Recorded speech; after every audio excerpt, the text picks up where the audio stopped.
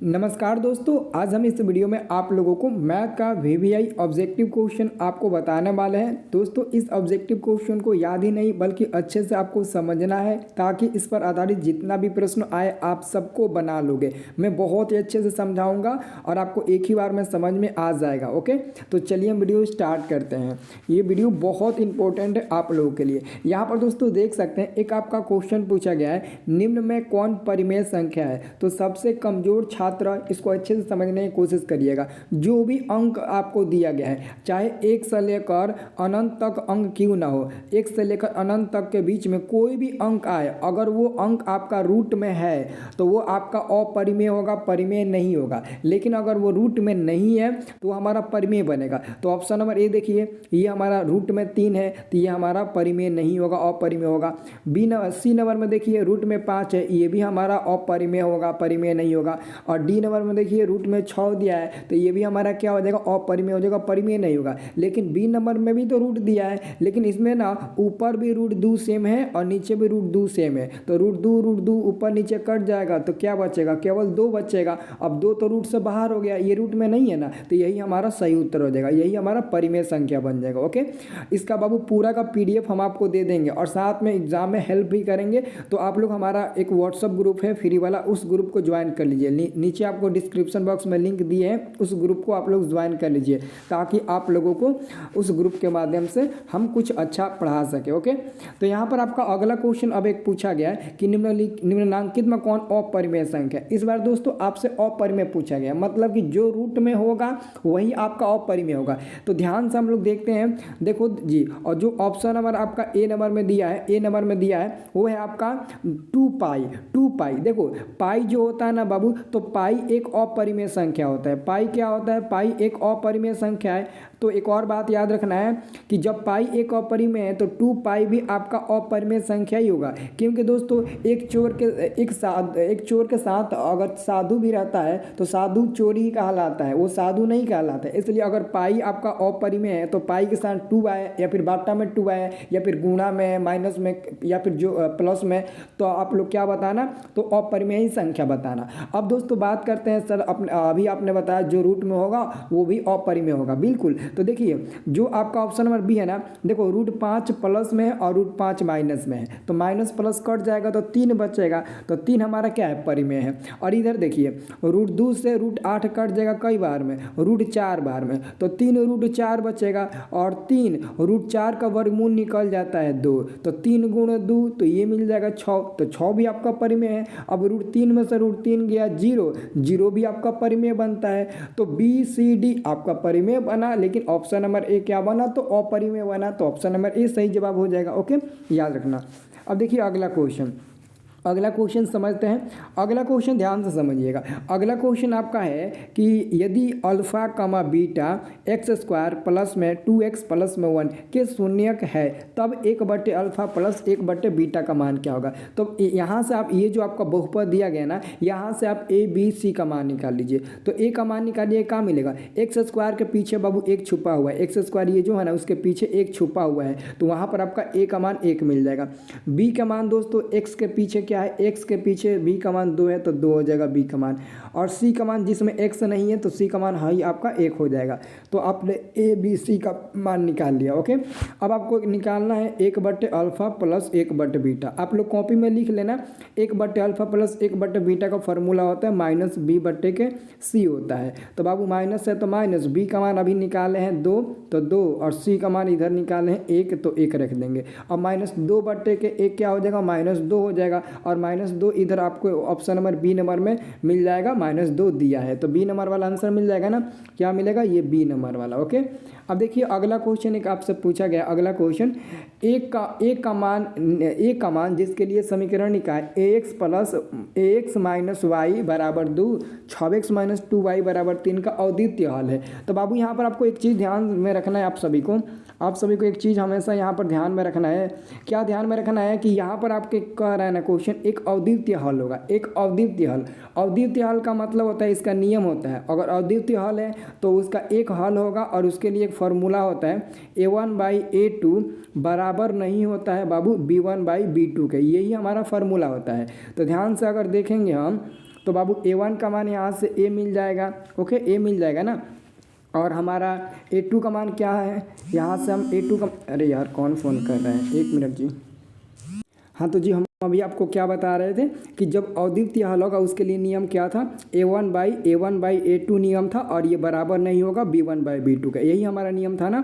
तो अब यहाँ पर आपको देखना है कि A1 और A2 कौन मान होगा। तो जो आपका ये समीकरण 1 दिया ना, उसमें x के जो पास है वो हमारा A1 होगा, और जो y के पास है वो क्या होगा, वो हमारा B1 होगा, और जो 2 है वो हमारा C1 हो जाएगा, और जो समीकरण 2 में x के पास है वो A2 हो जाएगा, और यहाँ पर ये हमारा B2 हो जाएगा, और ये हमारा क्या हो जाएगा, तो C2 हो जाएगा। तो C1 C2 का काम नहीं है, A1 और A2 काम है। तो A1 का मान 1 हो जाएगा, बाटा A2 का मान इधर 6 है तो 6 हो जाएगा, और बराबर नहीं दीजिए, और फिर B1 का मान -1 हो जाएगा, क्योंकि y का कोफिशिएंट यानी कि y का गुणांक -1 है, और बाटा में आपका B2 का मान इधर -2 हो जाएगा। तो ये देखो माइनस से माइनस कट जाएगा, 2 से ये कट जाएगा 6 3 बार में, तो बचेगा आपका A/3 और बराबर नहीं, इधर 1 बच जाएगा। तो तिरछा तिरछी गुणा करेंगे तो A बराबर नहीं 3 होगा। तो यहाँ पर ऑप्शन में दिया है A बराबर 3 भी दिया है, A बराबर नहीं 3 भी दिया है। तो बहुत लड़के, ज़्यादा लड़के इसी पर टिक लगाते हैं, 3 आंसर मिलेगा, लेकिन आप लोग समझदार हो, B नंबर पर टिक लगाना है, A बराबर नहीं होगा 3 के, B नंबर पर आप लोग टिक लगाना, ओके।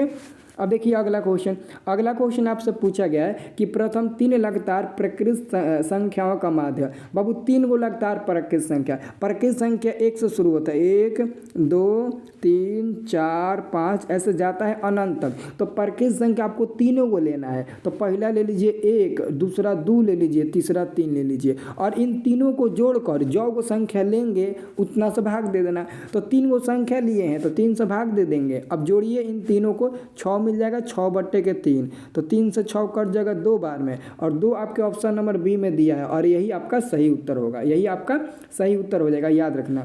और अगला क्वेश्चन आपका है tan स्क्वायर 60 डिग्री का मान होगा।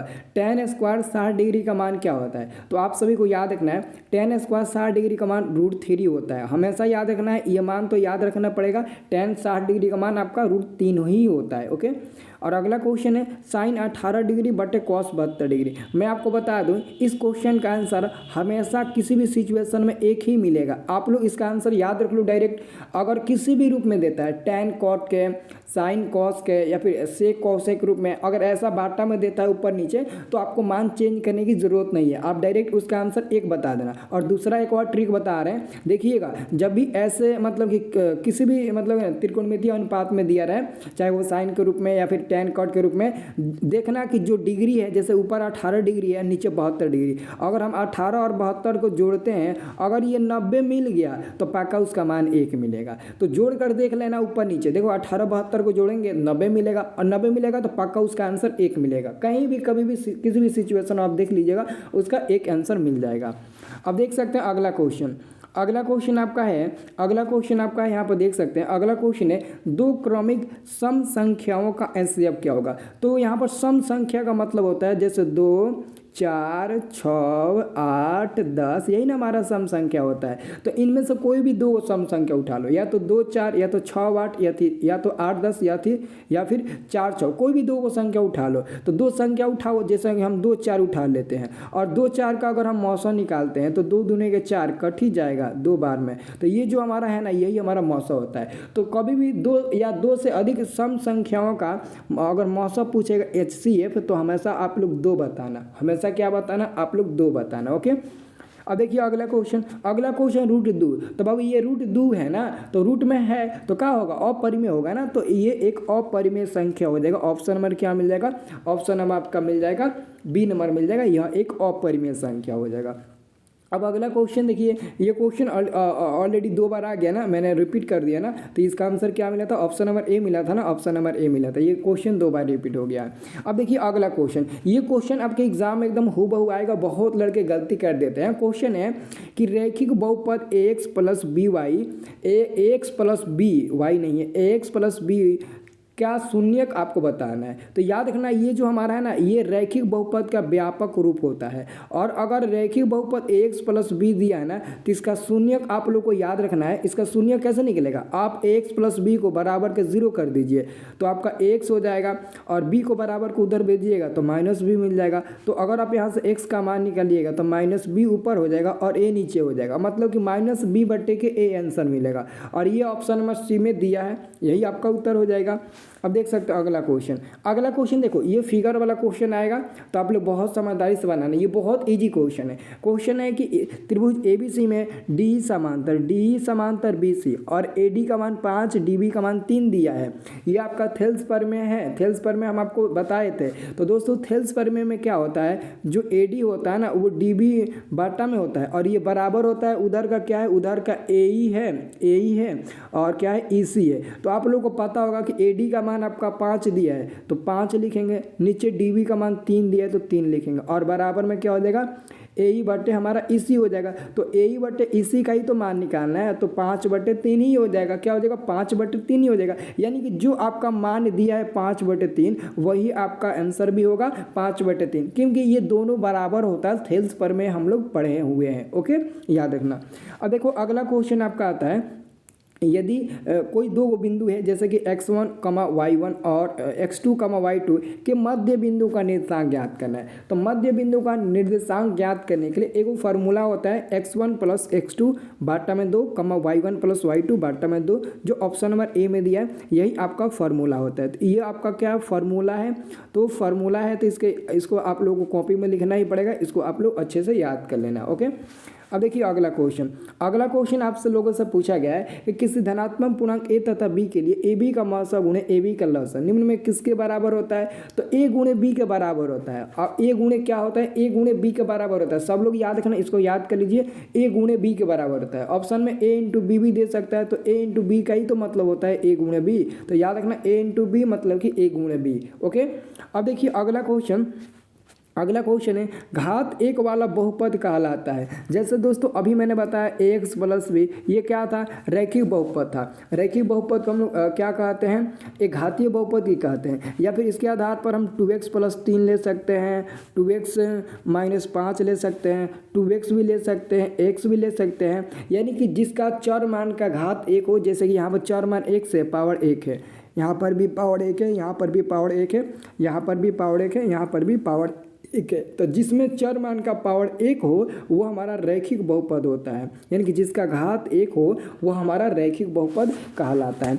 अब यहाँ पर आपसे क्वेश्चन पूछा गया है कि त्रिघात बहुपद का व्यापक रूप बताना है। त्रिघात बहुपद जिसमें 3 गो घात होगा, तो 3 गो घात आपको ऑप्शन नंबर सी में दिख रहा है ना। देखो यहाँ पर सबसे ज़्यादा घात क्या है, 3 है। ऑप्शन नंबर ए में सबसे ज़्यादा घात 2 है, तो वो द्विघात हो जाएगा।